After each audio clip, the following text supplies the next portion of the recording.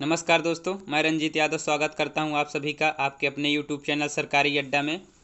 तो दोस्तों, सब लोग पहले आप एक बार वीडियो को शेयर कर दीजिए और चैनल पर पहली बार आए हैं तो चैनल को सब्सक्राइब कर लीजिए, क्योंकि आज हम डेली की तरह आज भी पॉलिटी के टॉप 20 क्वेश्चंस को कवर करेंगे जो आपके एग्ज़ाम के लिए बहुत ही हेल्पफुल होगा।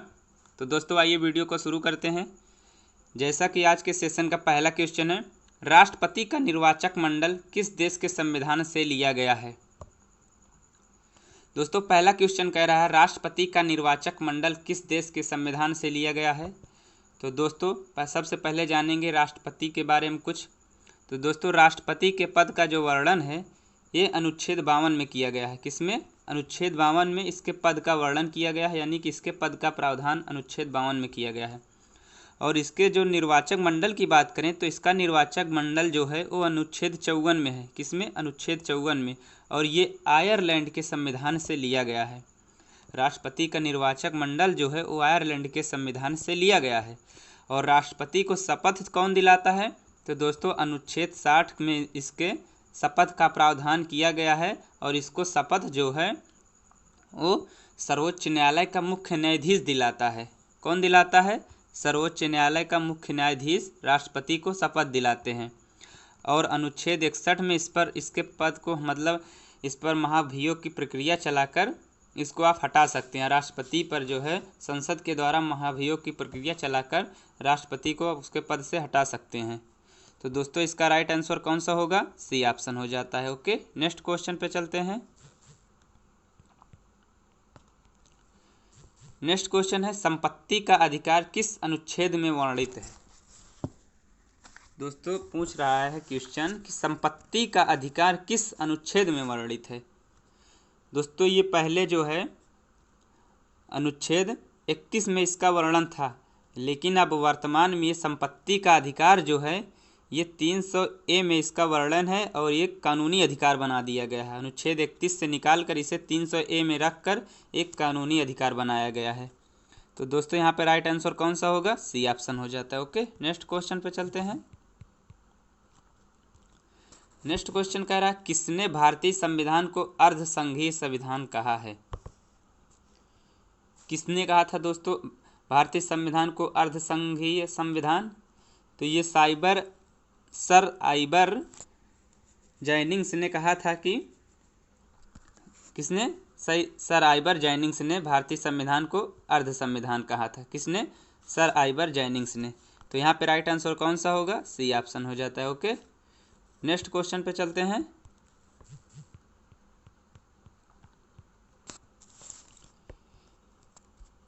नेक्स्ट क्वेश्चन है संविधान की प्रस्तावना में 42वें संविधान संशोधन के माध्यम से कौन सा शब्द नहीं जोड़ा गया। तो बात करें दोस्तों संविधान की प्रस्तावना में, तो 42वें संविधान संशोधन के माध्यम से ये पंथ निरपेक्ष जोड़ा गया था, समाजवादी जोड़ा गया था, अखंडता जोड़ी गई थी। लेकिन जो ये अवसर की समता है ये हमारे संविधान की प्रस्तावना में पहले से थी। तो यहाँ पे राइट आंसर कौन सा होगा? डी ऑप्शन हो जाता है। ओके, नेक्स्ट क्वेश्चन पे चलते हैं। नेक्स्ट क्वेश्चन है भारत में किस दिवस को विधि दिवस के रूप में मनाया जाता है। यानी कि किस दिन को विधि दिवस के रूप में मनाया जाता है। तो 26 नवंबर को जो है दोस्तों विधि दिवस को रूप में मनाया जाता है भारत में। तो यहाँ पे राइट आंसर कौन सा होगा? B option. Okay, next question पे चलते हैं। नेक्स्ट क्वेश्चन है भारतीय संसद के द्वारा भारतीय संविधान की प्रस्तावना में कुल कितनी बार संशोधन किया गया है। तो दोस्तों, भारतीय संसद के द्वारा भारतीय संविधान में अभी तक केवल एक बार जो है प्रस्तावना में संशोधन किया गया है। कितनी बार? एक बार संशोधन किया गया है। तो यहाँ पे राइट आंसर कौन सा होगा? A option. Okay, next question पे चलते हैं। नेक्स्ट क्वेश्चन है भाषाई आधार पर गठित होने वाला प्रथम राज्य कौन सा है। दोस्तों, बताना है भाषाई आधार पर गठित होने वाला प्रथम राज्य ये आंध्र प्रदेश था। कौन था? आंध्र प्रदेश। तो यहाँ पे राइट आंसर कौन सा होगा? A option. Okay, next question पे चलते हैं। नेक्स्ट क्वेश्चन है 1961 में पुर्तगालियों के विरुद्ध की गई सैनिक कार्यवाही को क्यों नाम दिया गया, यानी कि क्या नाम दिया गया कार्यवाही को। जो 1961 में पुर्तगालियों के विरुद्ध की गई सैनिक कार्यवाही थी उसका नाम ऑपरेशन विजय दिया गया था। क्या नाम दिया गया था, ऑपरेशन विजय दिया गया था।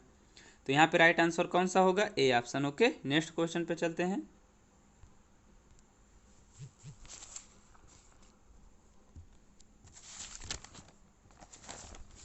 नेक्स्ट क्वेश्चन है दोस्तों, नेक्स्ट क्वेश्चन है कि नए राज्यों का निर्माण, संघ में प्रवेश या नामों में परिवर्तन के लिए किस तरह के संविधान की आवश्यकता होती है। दोस्तों हमारा क्वेश्चन कह रहा है कि नए राज्य का निर्माण, यानी कि नए राज्य का निर्माण के लिए और संघ में प्रवेश कराने के लिए, जो नए राज्य का निर्माण होगा उसको संघ में प्रवेश कराने के लिए या नामों में परिवर्तन करने के लिए, क्या करने के लिए, नामों में परिवर्तन करने के लिए किस तरह के संविधान की आवश्यकता होती है। तो दोस्तों ये जो है ना, अनुच्छेद 2 और 3 के माध्यम से, हमारे अनुच्छेद 4 में लिखा गया है, कहा गया है कि अनुच्छेद 2 और 3 के माध्यम से जो ये प्रक्रिया होती है, यानी कि अनुच्छेद 2 के माध्यम से क्या होती है कि भारतीय संघ क्षेत्र में नए राज्यों का प्रवेश और राज्य को स्थापित करना। और अनुच्छेद 3 में कहा गया है कि संसद के पास यह शक्ति है कि नए राज्यों का गठन या उनके नामों और सीमाओं में परिवर्तन कर सकती है। और अनुच्छेद 4 में कहा गया है कि ये सब जो है, अगर संसद ऐसा करती है तो यह संविधान संशोधन नहीं माना जाएगा, बल्कि यह काम जो है संसद साधारण बहुमत से करेगी। तो यहाँ पे राइट आंसर कौन सा होगा, साधारण बहुमत से करती है। किससे, साधारण बहुमत से। तो यहाँ पे राइट आंसर कौन सा होगा, A option. Okay, next question पे चलते हैं। नेक्स्ट क्वेश्चन है कि निम्न में किसको जनमत संग्रह के द्वारा भारत संघ में शामिल किया गया। तो दोस्तों जनमत संग्रह के द्वारा ये जम्मू कश्मीर को भारत में शामिल किया गया था। किसको, जम्मू कश्मीर को। तो यहाँ पे राइट आंसर कौन सा होगा, A option. Okay, next question पे चलते हैं। नेक्स्ट क्वेश्चन है भारत का 28वां राज्य निम्नलिखित में से कौन सा बना। तो दोस्तों भारत का जो 28वां राज्य है ये झारखंड बना था। कौन था, झारखंड। तो यहाँ पे राइट आंसर कौन सा होगा, D option. Okay, next question पे चलते हैं। नेक्स्ट क्वेश्चन है 100वां संविधान संशोधन संबंधित है। दोस्तों 100वां संविधान संशोधन किससे संबंधित है। तो ये दोस्तों बांग्लादेश से संबंधित विवाद जो था उससे संबंधित है। किससे, बांग्लादेश से जो विवाद था उससे संबंधित ये हमारा 100वां संविधान संशोधन था। तो यहाँ पे राइट आंसर कौन सा होगा, A option. Okay, next question पे चलते हैं। नेक्स्ट क्वेश्चन है निम्नांकित में से कौन एक लोकसभा और राज्यसभा की गणपूर्ति करता है। तो दोस्तों लोकसभा और राज्यसभा की गणपूर्ति ये कुल सदस्य संख्या का 1/10 जो है यही लोकसभा और राज्यसभा की गणपूर्ति करता है। तो यहाँ पे राइट आंसर कौन सा होगा, A option. Okay, next question पे चलते हैं। नेक्स्ट क्वेश्चन है कि भारत किसी राज्य में विधान परिषद का सृजन अथवा उसकी समाप्ति की जा सकती है। दोस्तों आप लोग इसे करेक्ट कर लीजिएगा, या समाप्ति है, थोड़ा सा टाइपिंग में मिस्टेक हो गई थी। कि भारत किसी राज्य में विधान परिषद का सृजन अथवा उसकी समाप्ति की जा सकती है। तो दोस्तों ये राज्य विधानसभा के तत्संबंधी संकल्प पारित करने पर संसद द्वारा किया जाता है। किसके, राज्य विधानसभा के तत्संबंधी संकल्प पारित करके संसद द्वारा किया जाता है। तो यहाँ पे राइट आंसर कौन सा होगा, C option. Okay, next question पे चलते हैं। नेक्स्ट क्वेश्चन है संसद में लेखा के लिए वोट आवश्यक होता है। कब आवश्यक होता है, जब सामान्य बजट के समय सीमा के अंदर पारित होने की आशा नहीं होती है, तब संसद में जो है वो लेखा के लिए वोट आवश्यक होता है। तो यहाँ पे राइट आंसर कौन सा होगा, C option. Okay, next question पे चलते हैं।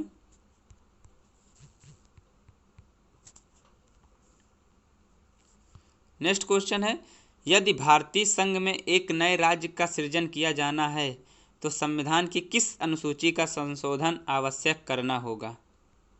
दोस्तों क्वेश्चन कह रहा है, यदि भारतीय संघ में नए राज्य का सृजन किया जाना है तो संविधान की किस अनुसूची का संशोधन आवश्यक करना होगा।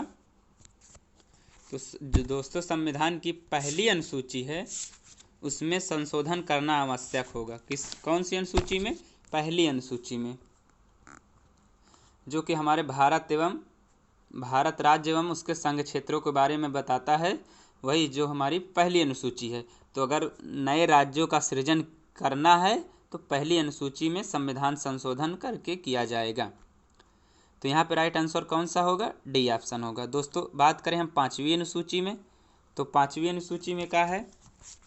तो दोस्तों पाँचवीं अनुसूची में जो है ये SC ST यानी कि अनुसूचित जाति और अनुसूचित जनजाति के लिए इन पर जो है प्रशासन व नियंत्रण संबंधी प्रावधान ये हमारी पाँचवीं अनुसूची में है।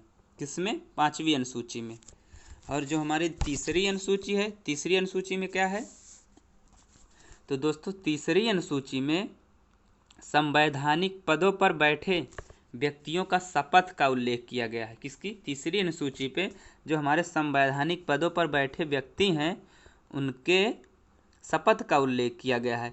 अब दोस्तों संवैधानिक पदों पर बैठे जैसे क्या कहते हैं कि संसद के सदस्य हो गए, संघ के मंत्री हो गए, राज्य के विधानमंडल के सदस्य हो गए और राज्यों के मंत्री हो गए, हाई कोर्ट सुप्रीम कोर्ट के मुख्य न्यायाधीशों की शपथ और नियंत्रक एवं महालेखा परीक्षक आदि की शपथ ये हमारी अनुसूची 3 में है।